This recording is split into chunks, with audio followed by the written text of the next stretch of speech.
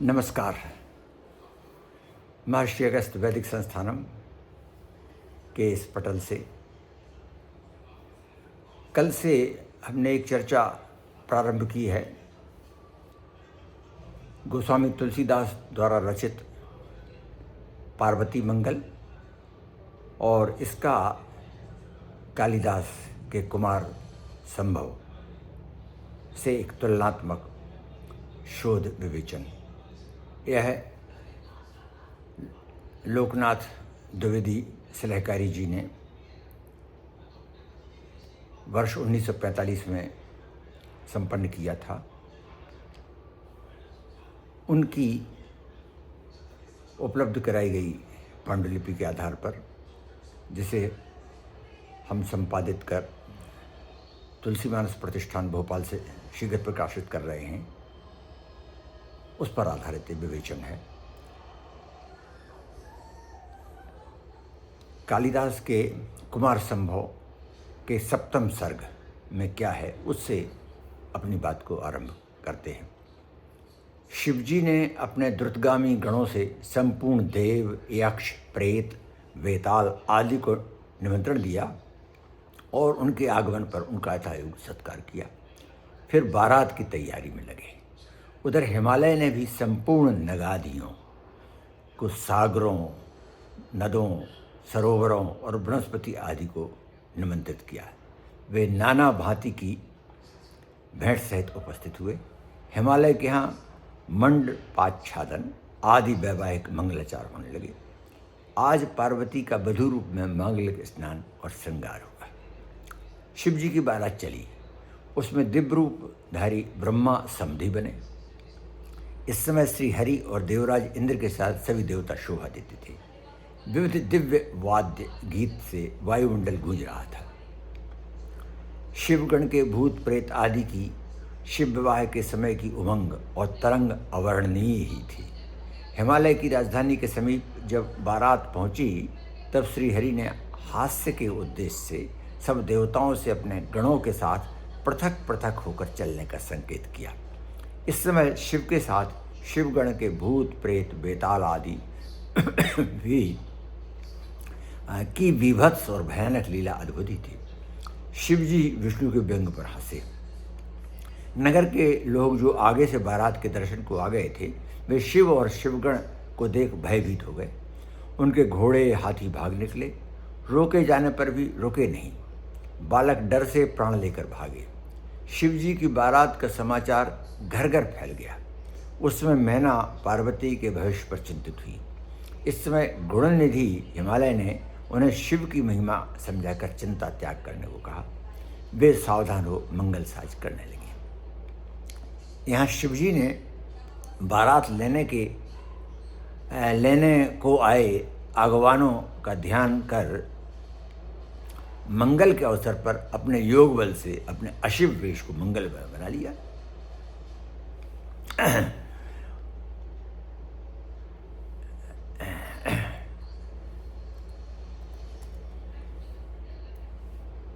उनके शरीर पर पुती चिताभस्म उज्ज्वल अंगराग हो गई। गज चर्म पाटंबर बन गई। तृतीय नेत्र सुंदर भाल तिलक बन गया। अंग में लिपटे व्याल उनके अंगों के आभूषण बन गए। सर्पमाल मणिमाल हो गई।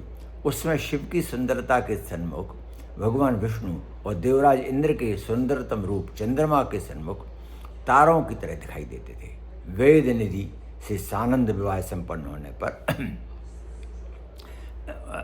पर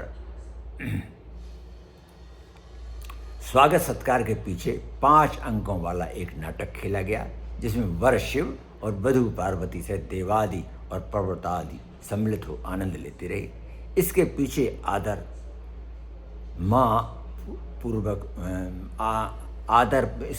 आदर पूर्वक बारात विदा की गई।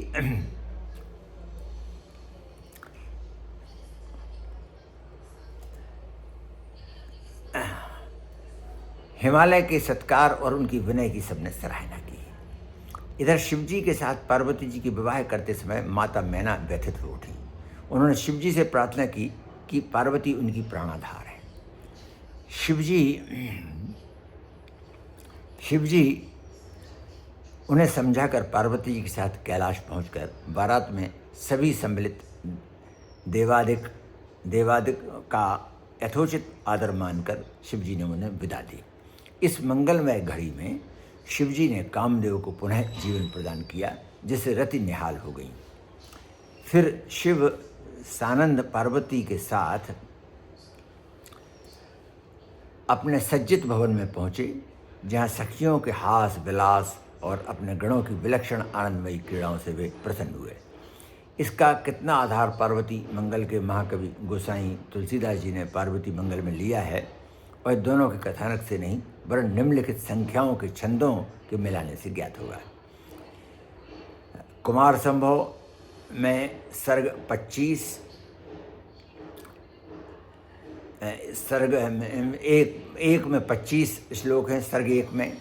पार्वती मंगल में छंद संख्या 9 है। और इसमें कुमार संभव में सर्ग 1 में 48 श्लोक हैं और पार्वती मंगल में छंद संख्या 26 है। इसी प्रकार से अन्य सर्गों की संख्या भी इसमें विस्तार से दी गई है, तो वह संभवतः उतनी सुस्पष्ट नहीं हो पाएगी इस चर्चा में, इसलिए उसको छोड़ते हैं। इस प्रकार कुमार संभव अनुसारी होते हुए भी पार्वती मंगल पर गोस्वामी जी के व्यक्तित्व का भी स्पष्ट प्रमाण है। उनकी मधुर भावानुगामिनी भाषा में अवधि की पदस्थापन प्रणाली अद्भुत है। उनकी अनेक उपमाएं हैं। कथा को उन्होंने अपने अनुसार बीच बीच में घटाया बढ़ाया है और कहीं कहीं उसका अपने अनुरूप सुधार भी किया है। पार्वती मंगल का कथा भाग निम्नलिखित है। प्रथम 5 छंदों के आदि में मंगलाचरण विनय और रचना का हेतु तथा रचना काल दिया गया है।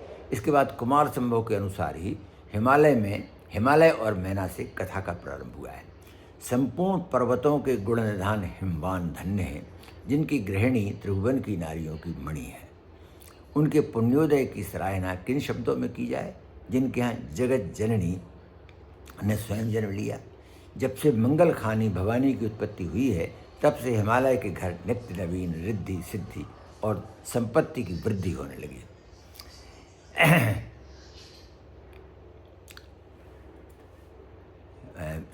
नित्य ही नव मंगल उनके यहाँ होने लगे। ब्रह्मादि देव और मुनि तथा नरनाग सभी सानुराग उनके भाग की सराहना करते थे। माता पिता परिजन और पुरजन बालिका पार्वती के दर्शन कर अत्यंत प्रसन्न होते थे। सस्नेह उनका लालन पालन हो रहा था। शुक्ल पक्ष के चंद्रमा के समान वे नित्य बढ़ती हुई अपनी प्रभा छिटकाने लगे। उनकी विवाह योग वह देख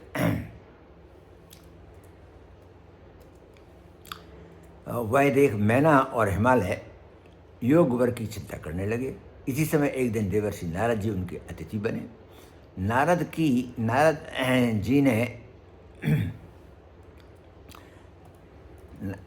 जी ने पार्वती जी की पुत्री रूप प्राप्त करने वाले पार्वती जी को पुत्री रूप प्राप्त करने वाले दंपति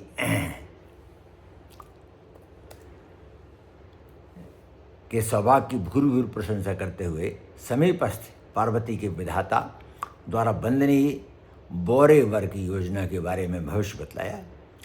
जब चिंतित दंपति ने पुत्री को उसके प्रतिकार का उपाय पूछा, तब नारद जी ने दोस्त दलनाथ शिव जी की आराधना का विधान बतलाया, जो कोटिकल वृक्ष के समान कामना और सिद्धियों की प्राप्ति का साधन है।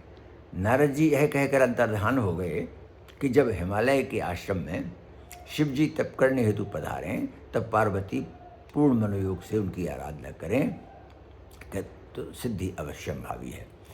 पिता माता की अनुमति से पार्वती ने मन क्रम वचन और अनन्य भाव से शिव जी की आराधना की। उनके प्रेम, संकोच, शील और सेवा भाव वर्णन करने की क्षमता किसमें हो सकती है। रूप, गुण, यौवन और सौंदर्य की सीमा पार्वती की अनुरक्ति, भक्ति और सेवा के इस उपयुक्त अवसर पर भी उनके त्रिभुवन विमोहन रूप और अनन्य प्रेम के आकर्षण के होते हुए भी योगी राज शिव जी के हृदय में कोई विकार न हुआ। विकार की उत्पत्ति के प्रबल कारण की उपस्थिति में भी काम को वशीभूत करने वाले धीरवान शिव के धीरवान शिव के निश्चल मन में कुछ भी विकार उत्पन्न नहीं हुआ। इस समय शिव के समीप पार्वती की उपस्थिति का उपयुक्त अवसर देख देवराज इंद्र ने सुरकाज करने कामदेव को बुलाया, जो रति और बसंत के साथ पूर्ण साज सजकर शिवजी को तप से विचलित करने गया। जब जग जय मद से गर्वित कामदेव शिवजी से विमुख हो उनको जय करने दौड़ा, तब शिवजी ने उसे भस्म कर अनुरूप दंड दिया।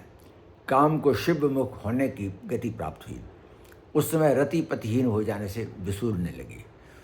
उसकी दयनीय दशा पर शील और कृपा की मूर्ति नीलकंठ शिवजी द्रवित हो उठे और उन आशुतोष भगवान शंकर ने उसका परितोष कर काम को पुनर्जीवित करने का वरदान दिया। फिर उदासी शिवजी ने तप में विघ्न देख हिमवान के उस आश्रम का त्याग किया और अंतर्धान हो गए। प्रेम विह्वला पार्वती उनके असह्य विरह में मूर्छित हो गई। बढ़ती हुई कल्पलता पर एकाएक हिमपात हो गया। परिचर्चा रथ सखियों से अपनी प्रिय पुत्री पार्वती का यह समाचार सुन और उन अपनी अभिलाषा को विफल होते देख हिमालय और मैना ने अधीर हो वहाँ पहुँच पार्वती को हृदय से लगा लिया और वे विधाता को दोष दे विलाप करने लगे। मंगल मग में यदि देवता और विधि बाधक न हो तो साधक साधनाश्रम से इच्छित फल शीघ्र ही प्राप्त कर ले।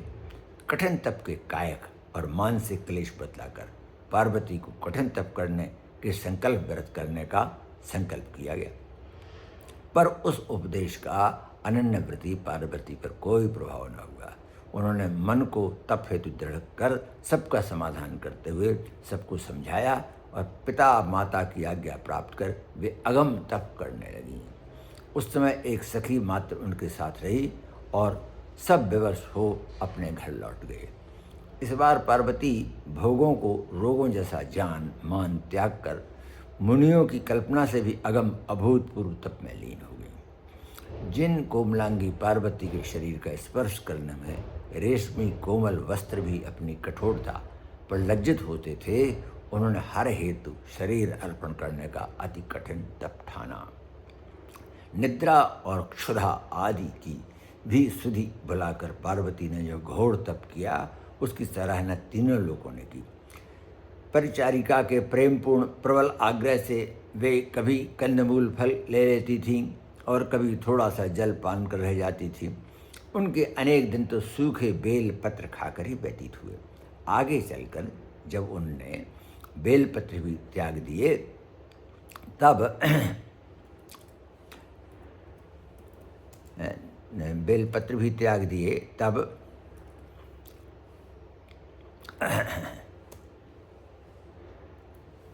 उनका नाम अपर्णा हो गया। किसी सुर या मुनि ने ऐसा तप कभी देखा सुना न था। कठोर तप के प्रभाव और अनन्य प्रेम के भाव योग से शिव का आसन डोल उठा। वे बटु वेशधर पार्वती के प्रेम नेम की परीक्षा के हेतु उनके निकट पहुँचे।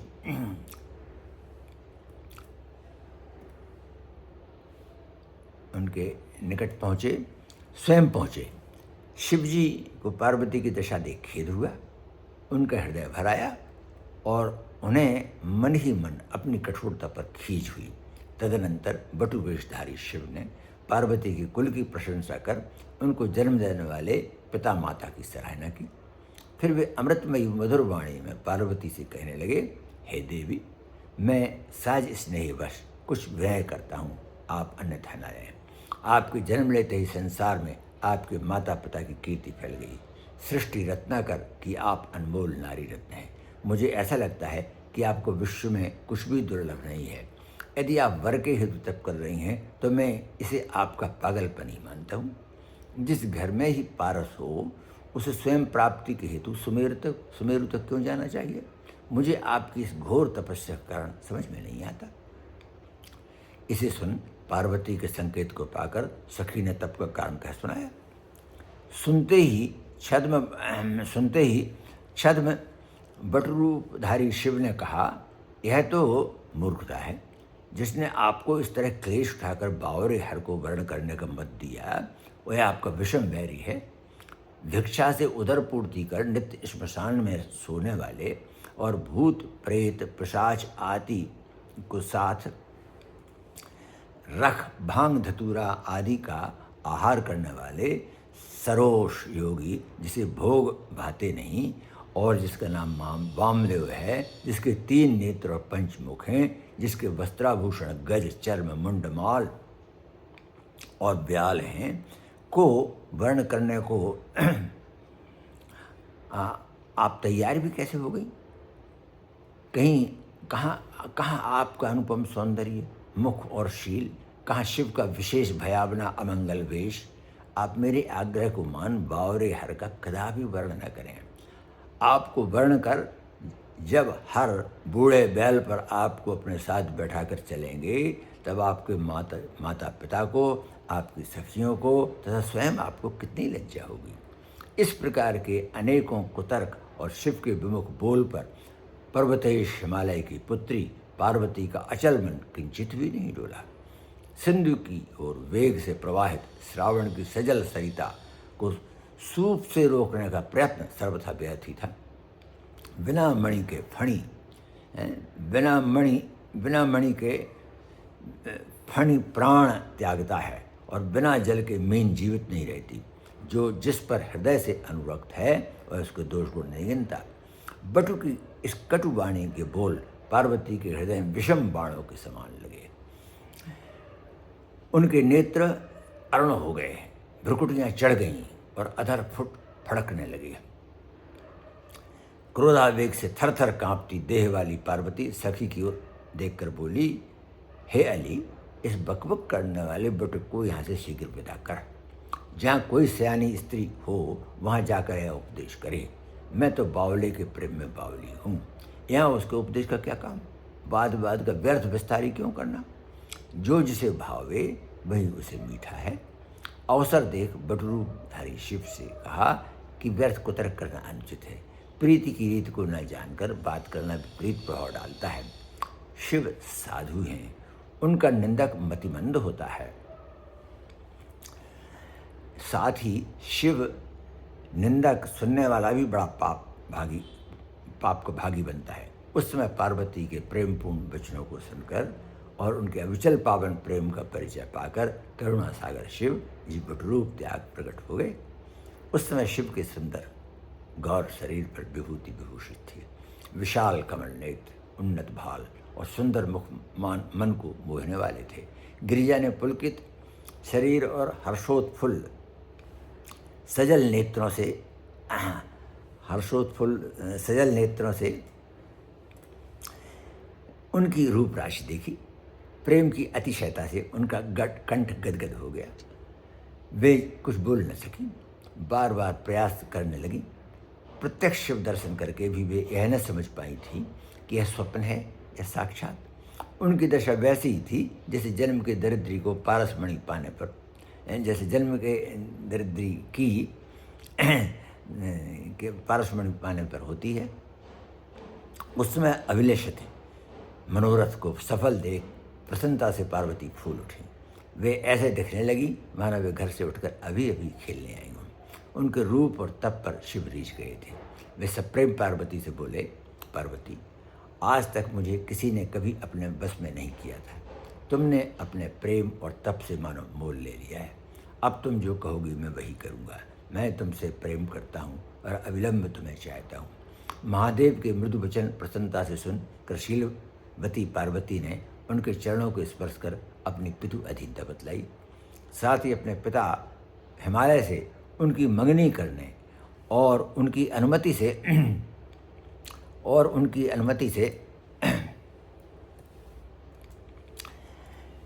विवाह करने की विनय भी की।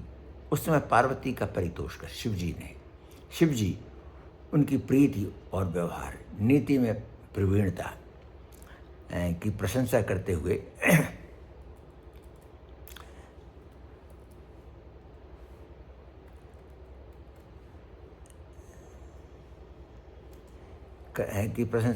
उनके कथनानुसार विवाह के हेतु प्रयत्न करने गए। यहाँ पर पार्वती हर को हृदय में धर घर आईं। पार्वती के सकुशल प्रसन्न मन से घर लौटने पर राजा हिमवान के यहाँ मंगल बाज बजे। उधर शिवजी ने सप्तऋषि और अरुंधति को बुलाकर उन्हें पर्वतराज हिमालय के यहाँ पार्वती से उनकी लग्न ठहराने के हेतु भेजा।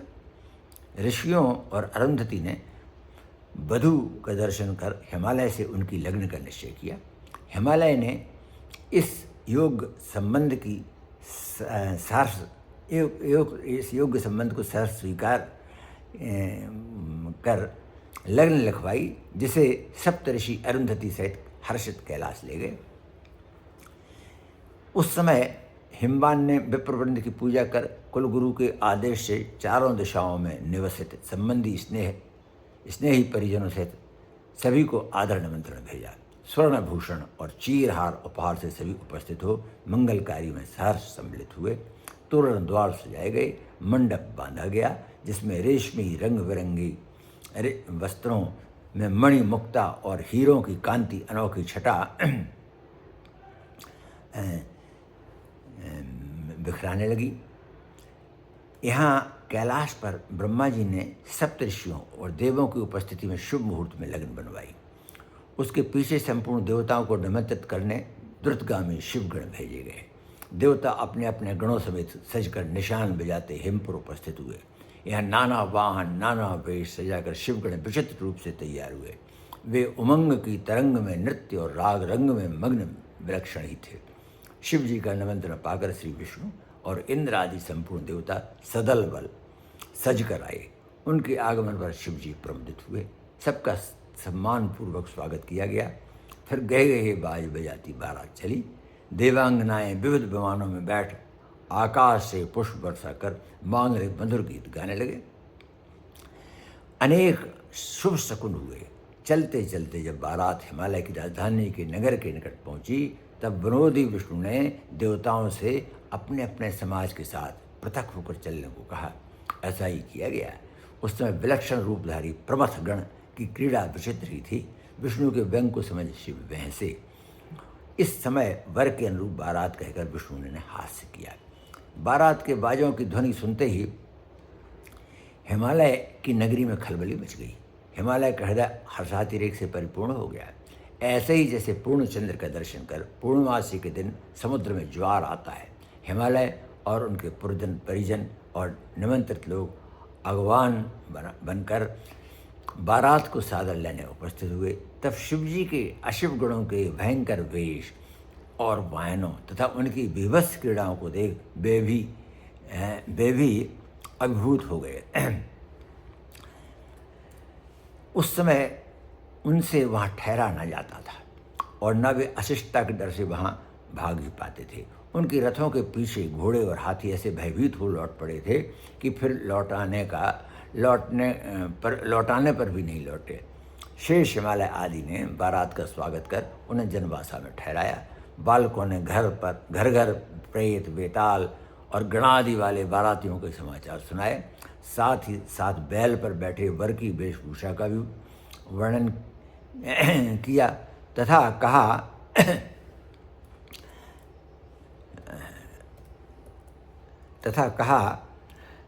फिर कहा कि इस शिव विवाह से भगवान ही रक्षा करे। इस विवाह को पूरा होते देख जो जीवित बचेंगे तो फिर कहीं और कोई विवाह देखेंगे। यहाँ हिमालय की पत्नी मैना ने जब यह सब सुना, तब उन्हें अपनी कन्या के भविष्य पर रोना आ गया। वे नारद जी की मंत्रणा को घर पालक कहकर शिवजी से पार्वती का विवाह करने की मति पर व्याकुलता से खींच उठी। दुख के आवेग से उन्होंने पार्वती को हृदय से चिपका लिया। हिमालय ने मैना को समझाते हुए उन्हें देवाधिदेव महादेव की महिमा कही।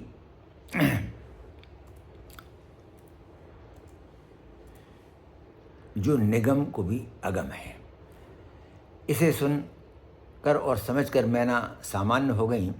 इस बात की चर्चा सती मुँह से निकलते ही नगर की गली गली फैल गई। श्री विष्णु इंद्र और सब देवगण इस बात को सुन कर कुछ मुख मोड़ कर हंसते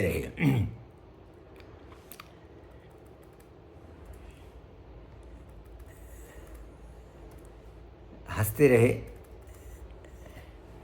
लौकिक गति को देख और मंगल अवसर को ध्यान में रखकर भगवान शिव शतकोटि कामदेव से भी अधिक सुंदर और मनोहर बन गए। उस समय गज खाल लील निचोल हो गई, सर्पों की माल मणिमाल बनी, रोम रोम से रूप की आभा बिखरने लगी।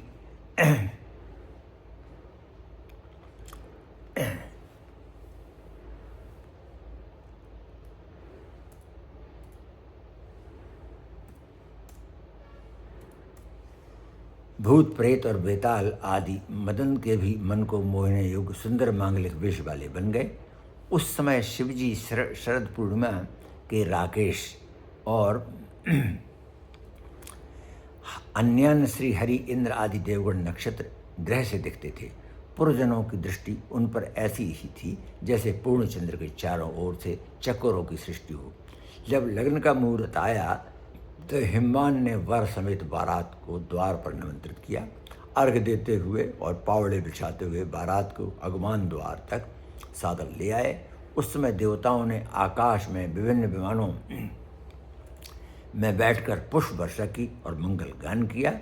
सिंह द्वार पर समधियों की भेंट ठहरी। इधर ब्रह्मा और उधर हिमवान आगे बढ़े। इसके बाद सौभाग्यवती और कुमारियों ने शिव को द्वार पर देख परीक्षण किया। गौरवर्ण शिव के असीम रूप लावण्य के दर्शनों से मैना को असीम आनंद हुआ। शिव जी की वरवेश में आरती उतारते समय मैना ने अपने जन्म को धन्य माना और वे सुख सिंधु में मग्न हो गई। शिव सादर मंडप में पहुंचाए गए और वे मणि सिंहासन पर आसीन हुए। इसी समय सप्तऋषियों ने वेद मंत्र का मंगल घोष किया। लगन की घड़ी देख दुल्हन वधू पार्वती को मंडप में बुलाया गया। सखियों के साथ सुंदरी पार्वती ऐसी शोभित हो रही थी मानो सुंदरता सशरीरी होकर संसार को मोहित कर रही हो। समयानुकूल सुहावने वस्त्राभूषण उनके अनुरूप होने से शोभा की वृद्धि करते थे। गौरी के रूप में गुण को उपमा के रूप में ही कौन सरोवर और कूप के स्वरूप की समता सिंधु से कौन करे। जगन माता उमा को मंडप में आते देख संपूर्ण देवताओं ने सिर झुका उनका अभिवादन किया। इसी समय वेदज्ञ ब्राह्मणों ने विवाहकालीन वैदिक मंत्रों का सस्वर गान किया और नारी मंडल के गीत प्रारंभ हुए। अनेक प्रकार के सुहावने बाजे एक साथ बजने लगे। शाखोच्चार के समय शिव जी के माता पिता का नाम पूछे जाने पर सभी देवता हंस रहे थे। हिमवान ने जल और कुश हाथ में ले कन्यादान दिया। हवन हुआ। ग्रंथि बंधन के अनंतर ध्रुव दर्शन कराया गया और विवाह कार्य संपन्न हो गया। विवाह को देखने वाले उभय पक्ष वालों ने जन्म सफल समझा। हिमवान ने दहेज में वस्त्र, मणि, धेनु, अश्व, गज और दास दासी आदि विविध वस्तुएं प्रदान की। कन्यादान के पीछे बाराती जनवासा गए और शिव पार्वती समेत रनवास के आवास में पहुंचे। मैना ने वर वधू को द्वार पर रोक कौतुक किया और शिव पार्वती ने नारी वृंद को हर्षित किया। फिर दंपति को जुआ खिलाया गया। पार्वती की सहेलियों के साथ हास्य विरोध वार्ता करके शिव जनवासे पहुँचे। फिर ज्योनार हुई। उस समय कोकिल कंठी रमणियों ने वैवाहिक गाली गाई। तदनंतर बारात विदा की गई। हिमवान ने सब बारातियों को पहरावनी दी, सबका मन रखा और विनय से सबको संतुष्ट किया। विदा के समय माता मैना ने शिवजी को विनय युक्त यह स्मरण दिलाया कि पार्वती उनकी प्राणों से भी अधिक प्रिय है। पार्वती को पति गृह भेजते समय माता मैना अधिक व्याकुल हो गई। वे पार्वती से भेंट कर उन्हें विदा करने के बाद पुनः भेंटती और विदा करती थी। उस समय उनकी करुण दशा कुछ विचित्र ही थी। वे मन ही मन नारी जन्म को व्यर्थ कहने लगी। पार्वती माता मैना के मुख की ओर देख उस समय आंसू गिराती थी। सखियां आंसू बहाती नारी जन्म की इस व्यवस्था पर सोचती थी। अंत में बड़ी कठिनता से पार्वती की विदा हुई। बारात को दूर तक भेजकर हिमवंत सजल नेत्रों से पार्वती के वियोग से दुखी मन हो लौटे। शिव जी पार्वती समेत जब बारात को लेकर कैलाश पहुंच गए तब उन्होंने आगत देवताओं का स्वागत सत्कार किया।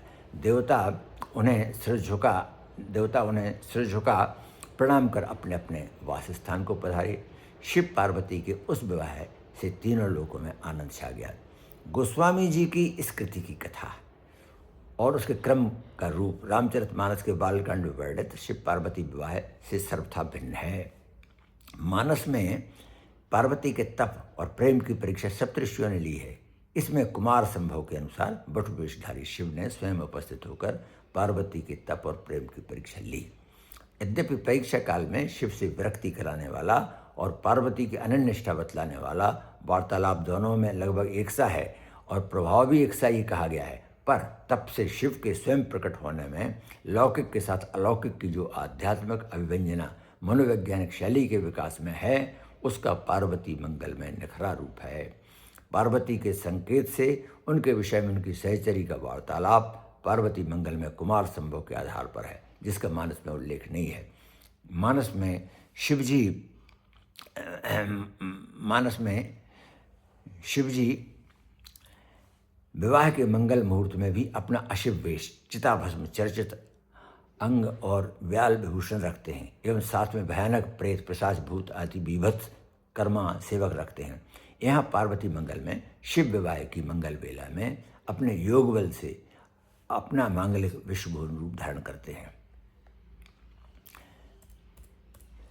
यद्यपि वर्णनात्मक शैली की दृष्टि में मानस का शिव विवाह वर्णन पार्वती मंगल से अधिक पूर्ण है, परंतु पार्वती मंगल का शिव पार्वती विवाह वर्णन उसके कथा भाग के निर्वाह और विलग्नतापूर्ण अभिव्यंजना की दृष्टि से कहीं अधिक गौरवपूर्ण और श्रेष्ठ है। इसमें कथानक में आध्यात्म भाव की व्यंजना है। सृष्टि में धर्म, अर्थ, काम, मोक्ष 4 पुरुषार्थ कहे गए हैं। इनमें सर्वापेक्षा काम प्रबल और प्रधान है। चराचर की उत्पत्ति और विश्व की हलचल का यही आदि कारण है। कोई अर्थकामी, धर्मकामी और कोई कामकामी है। कोई अर्थ, धर्म और काम तीनों को समान भाव से कामना करने वाले भी हैं। इसके अतिरिक्त कोई ऐसे भी हैं जो मोक्षकामी हैं। सभी देहधारी किसी न किसी काम के उपासक हैं। चारों पुरुषार्थों की कामना से व्याप्त संपूर्ण चराचर में केवल शिव ऐसे हैं जिन्होंने संपूर्ण कामनाओं का त्याग कर तृतीय ज्ञान नेत्र की अग्नि में काम को भस्म कर डाला है। वे इसी से पूर्ण परमात्मा के प्रतीक हैं। देहाध्यास मूल शरीर की सुध भुलाकर इंद्रियों पर संयम करके अविचल प्रेम और अखंड तप से उन शिव को भी अपने अधीन करने वाली जगन माता पार्वती मूल प्रकृति की प्रतीक हैं। जिन परमात्मा शिव और प्रकृति पार्वती के अनंत विलास से संपूर्ण चराचर की सृष्टि होती है, उनके भोग विलास का वर्णन यह दर्शित करता है कि तप के अनंतर कामनाहीन होने से जब शांति छा जाती है तब केवल आनंद धाम शिव की प्राप्ति होती है। इसमें कामनाहीन प्रकृति का शिव पुरुष से संयुक्त होने का वर्णन है। इसके कथानक में उक्त अध्यात्म भाव की व्यंजना के साथ साथ लौकिक मनोभाव की व्यंजना है। आज फिर यहीं समाप्त करते हैं, आगे फिर से लेंगे कल।